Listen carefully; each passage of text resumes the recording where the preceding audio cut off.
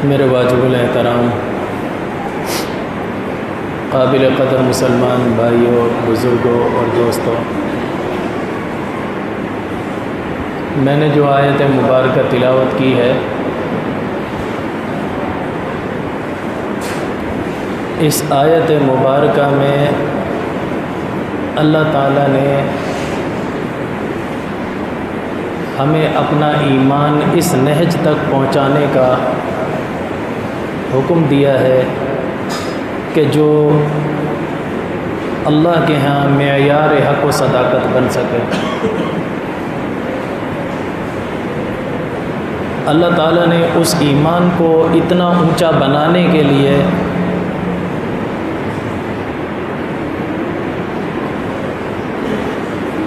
ہمیں جو کسوٹی دی ہے وہ صحابہ اکرام کو بنایا ہے کہ اے ایمان والو، جب تمہارا ایمان صحابہ کے ایمان جیسا بن جائے گا پھر سمجھا جائے گا کہ ہاں اب تم مومن ہو، ورنہ ان لوگوں کے زمرے میں آتے ہو جن کو قرآن مجید کی اصطلاح میں منافق کہا جاتا ہے کہ نعرہ تو ایمان کا ہے لیکن کرتوت سارے کافروں والے ہیں۔ تو اللہ تعالیٰ نے اس آیت میں نبی پاک صلی اللہ علیہ وسلم کے زمانے میں جو منافقین تھے ان کو حکم دیا کہ جب تم نے ایمان قبول کرنے کا دعویٰ ہی کر دیا ہے، اعلان ہی کر دیا ہے، تو اپنا ایمان ان لوگوں جیسا بناؤ نا، یعنی صحابہ جیسا بناؤ نا۔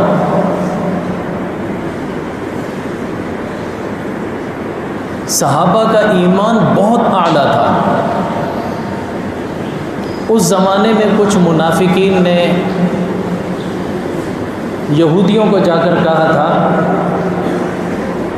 کہ جو تعلیم موسیٰ علیہ السلام لے کر آئے ہیں وہ تعلیم ہی محمد دیتا ہے، لہٰذا تم قدیم ہو، تم افضل ہو۔ صحابہ اکرام تک جب یہ بات پہنچی تو صحابہ سوچ میں پڑ گئے، ہم بھی اللہ کو ایک مانتے ہیں، یہودی بھی اللہ کو ایک مانتے ہیں، وہ اپنے قبلے کی طرف رخ کر کے نماز پڑھتے ہیں، ہم اپنے قبلے کی طرف رخ کر کے نماز پڑھتے ہیں، ہر چیز میں مشترک ہے، صرف اور صرف رسالت کا فرق ہے۔ تو اللہ تعالیٰ نے سورہ بقرہ میں ایک آیت نازل کی کہ اے ایمان والو، فَإِنْ آمَنُوا، اے صحابہ، فَإِنْ آمَنُوا، اگر یہ یہودی لوگ ایمان لے آئیں، بِمِثْلِ مَا آمَنْتُمْ بِهِ، اس جیسا ایمان تمہارا ہے، یعنی صحابہ اکرام کو کہا کہ یہودیوں کا ایمان ایسا ہو جائے کہ جیسے تمہارا ایمان ہے تو سمجھا جائے گا فَقَدْ اهْتَدَوْا، یہ ہدایت کو پہنچ گئے۔ جب تک ان کا ایمان تمہارے ایمان جیسا نہیں بنتا تب تک چاہے جتنے بھی یہ نعرے مارتے رہیں ہم بھی ایمان والے، ہم بھی اللہ کو ایک مانتے ہیں، اللہ کے یہاں ان کی کوئی قدر و قیمت نہیں، کوئی وقت نہیں۔ ایمان بنانا ہے تو صحابہ جیسا ایمان بناؤ۔ اس آیت میں بھی اللہ تعالیٰ نے یہی فرمایا وَإِذَا قِيلَ لَهُمْ آمِنُوا كَمَا آمَنَ النَّاسُ، اور جب کہا گیا منافقوں کو کہ اپنا ایمان ایسا بناؤ جیسا صحابہ کا ایمان ہے۔ صحابہ کا ایمان کیسا ہے؟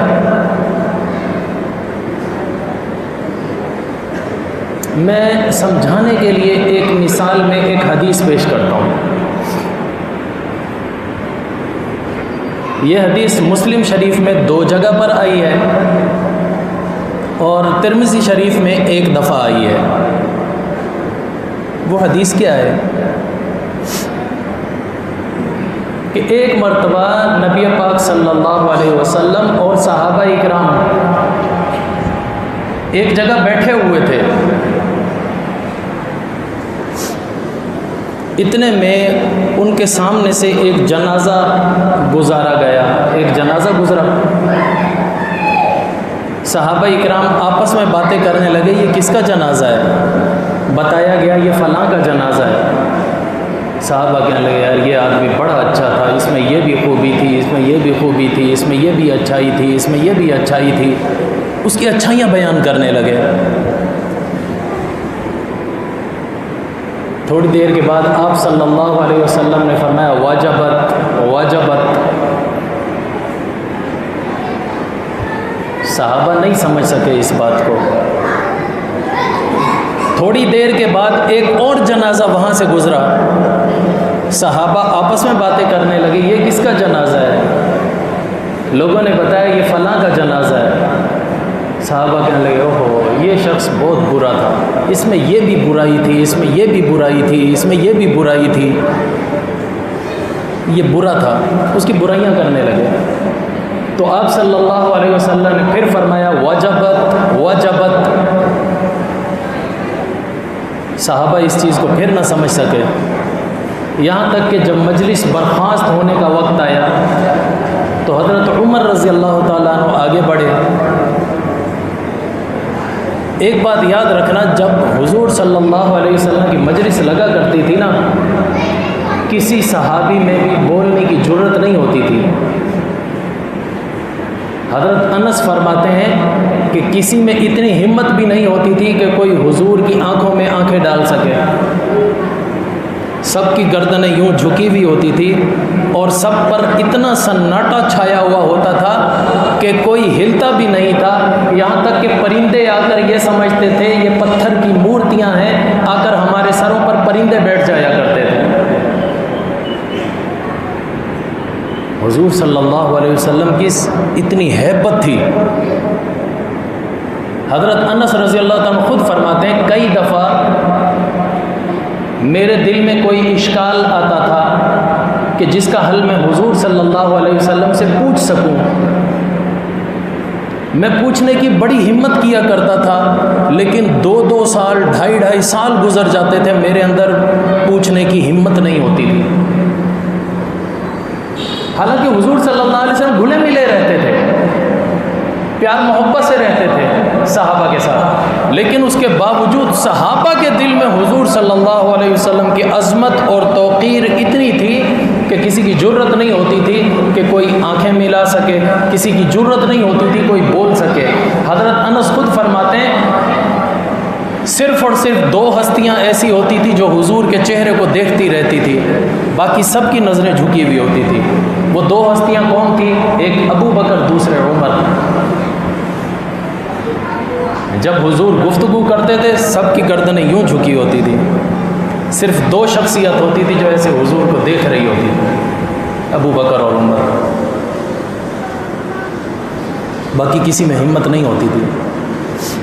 تو اچھا، میں حدیث عرض کر رہا تھا کہ جب صحابہ کی مجلس برخاست ہونے لگی تو حضرت عمر رضی اللہ تعالیٰ عنہ آگے بڑھے اور آگے بڑھ کے کہنے لگے فدا کا ابی و امی یا رسول اللہ، اے اللہ کے رسول میرے ماں باپ آپ پر قربان ہو جائیں، آپ نے یہ کیوں فرمایا تھا وجبت وجبت؟ اس سے کیا مراد ہے ذرا ہمیں بھی بتائیے۔ حضور صلی اللہ علیہ وسلم نے فرمایا بات یہ ہے، یہاں سے ایک جنازہ گزرا تھا، تم لوگوں نے دیکھ کر اس کی اچھائی بیان کرنا شروع کی، تمہاری اچھائی بیان کرنے کو، تمہاری گواہی کو اللہ نے اتنا معتبر سمجھا کہ اس شخص کی بخشش کر دی،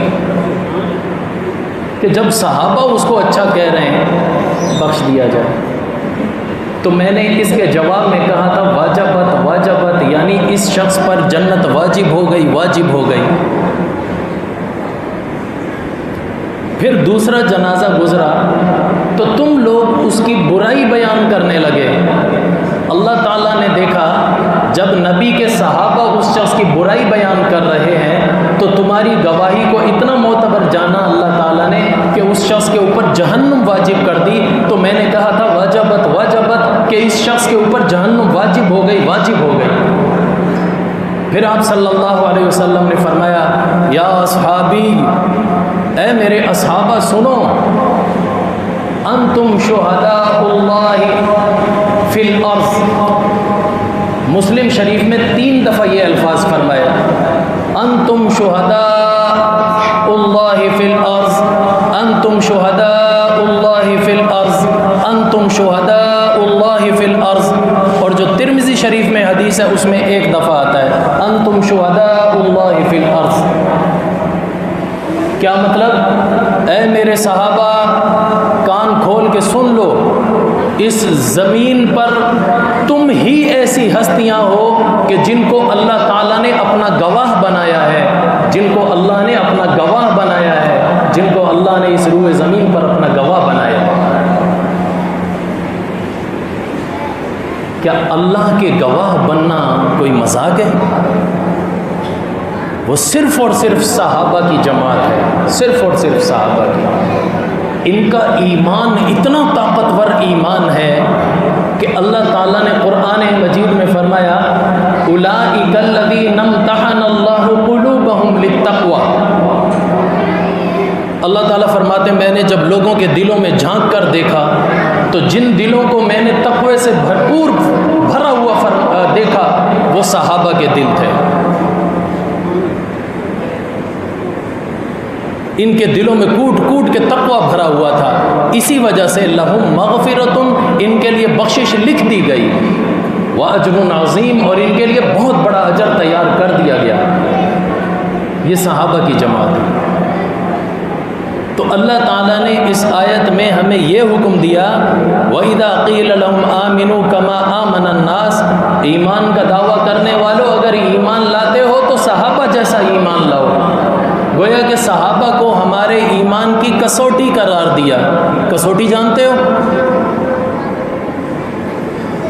کبھی سونار کے پاس گئے ہو؟ اس کے پاس ایک پتھر ہوتا ہے، جب بھی کوئی سونا لے کر آتا ہے تو وہ سونے کو لے کر اس پتھر پر ایسے گھساتے ہیں. وہ پتھر دیکھنے میں ایسے لگتا ہے جیسے وہ چھریاں تیز کرنے والا پتھر نہیں ہوتا جس کو ہمارے یہاں کیا بولتے ہیں، سراند پتہ نہیں کیا بولتے ہیں، سراند کا پتھر. وہ دیکھنے میں ایسا ہوتا ہے لیکن وہ پتھر اللہ جانے وہ مخصوص کوئی پتھر ہوتا ہے ان کے پاس. جب سونا کوئی بھی لے کر جاتا ہے نا ان کے پاس وہ اس پتھر کے اوپر ایسے رگڑتے ہیں، پیلے رنگ کی گولڈن کلر کی ایک لکیر لگ جاتی ہے. پھر اس لکیر کے اوپر وہ نائٹرک ایسڈ، شورے کا تیزاب، اس کا قطرہ ٹپکاتے ہیں. اگر وہ لکیر ویسے کی ویسے ہی رہے، اس میں کوئی چینجنگ نہ آئے، کلر نہ بدلے، سمجھو وہ خالص سونا ہے. اگر وہ لکیر اپنا کلر بدل لے، کچھ کالی کچھ گولڈن سی رہے، پھر ان کو پتہ چل جاتا ہے کہ اس کے اندر کتنی کھوٹ ہے، کتنا خالص ہے. اور جو بالکل ہی وہ لکیر کالی ہو جائے وہ سمجھ جاتے ہیں یہ دھوکہ ہے، یہ سونا نہیں ہے، یہ کچھ اور بلا ہے. اس پتھر کو کہا جاتا ہے کسوٹی، جس پر سونے کا امتحان لیا جاتا ہے، کھرا ہے یا کھوٹا ہے. تو اللہ تعالیٰ نے صحابہ کو ایمان کی کسوٹی بنایا. اپنا ایمان صحابہ کے ایمان پر رگڑ کر دیکھو، ان جیسا ہے تو پکے مومن ہو، اگر ان جیسا نہیں ہے منافق ہو.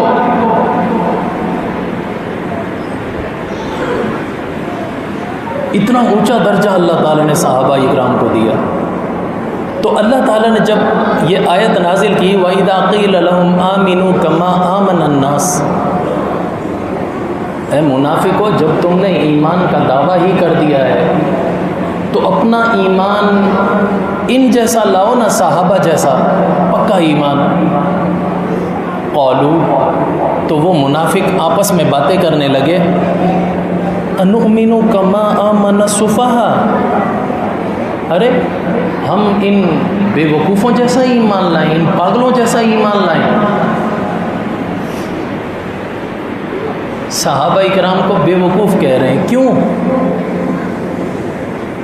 ان کا ایمان اتنا اونچا تھا، اتنا اونچا تھا کہ اللہ اور اللہ کے رسول کی محبت میں وہ کچھ بھی کر گزرتے تھے، انجام کو نہیں سوچا کرتے تھے،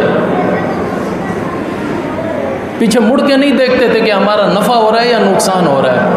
بس جو اللہ کے رسول نے کہہ دیا پتھر پہ لکیر ہے، کر گزرو. تو منافق کہتے تھے ان کے اندر تو عقل ہی نہیں ہے، یہ تو بے عقل ہیں.